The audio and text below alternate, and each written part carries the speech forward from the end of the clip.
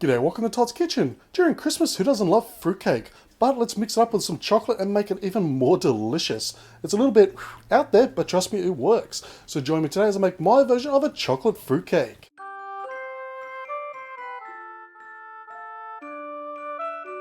Now this is a recipe you want to start at least the day before, because you'll really need to soak the dried fruit before you cook it. But basically all you have to do is, into a bowl, I'm going to place in 1 kilo of dried mixed fruit. Then on top of that, I'm going to pour in 1 cup of rum or brandy. It just comes down to your personal liking of which flavour that you want to use. And don't worry about the alcohol content, because by the time this is finished soaking up and by the time it's finished cooking, there'll be 0 alcohol left. It's strictly for flavour. So for the bare minimum, you want it to sit there overnight, but try and aim for, say, 2 to 3 days. Just give it a chance to soak up that lovely rum or brandy flavour.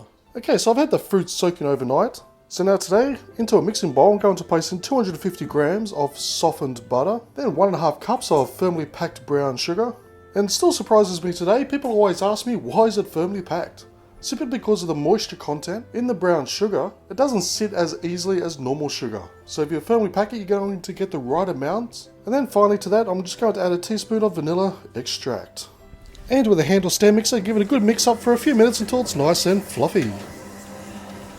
Okay, so as you can see, it's now nice and fluffy. So next I have 4 eggs.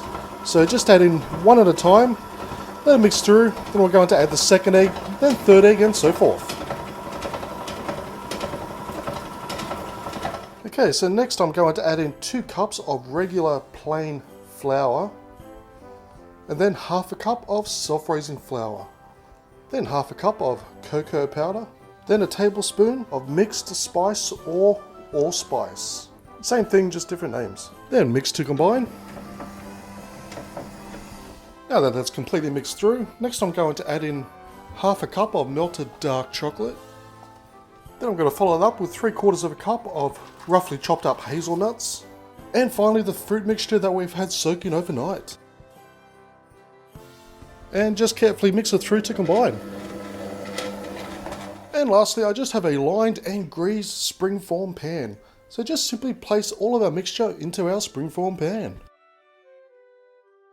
Okay, so we're going to place this into a preheated oven at 285 degrees Fahrenheit or 140 degrees Celsius for 3 hours. Now I've taken our chocolate fruitcake out of the oven and I've let it cool down for a few hours. Now this will easily store for say a month or 2 in a sealed container. Surprisingly, the longer you leave it, the better it tastes. And before you have it, just spruce it up, say with just a light dusting of some powdered sugar, and why not place on some cherries, being Christmas. So it truly is a different spin on the regular old fruit Christmas cake, because having chocolate with the fruit really does taste wonderful.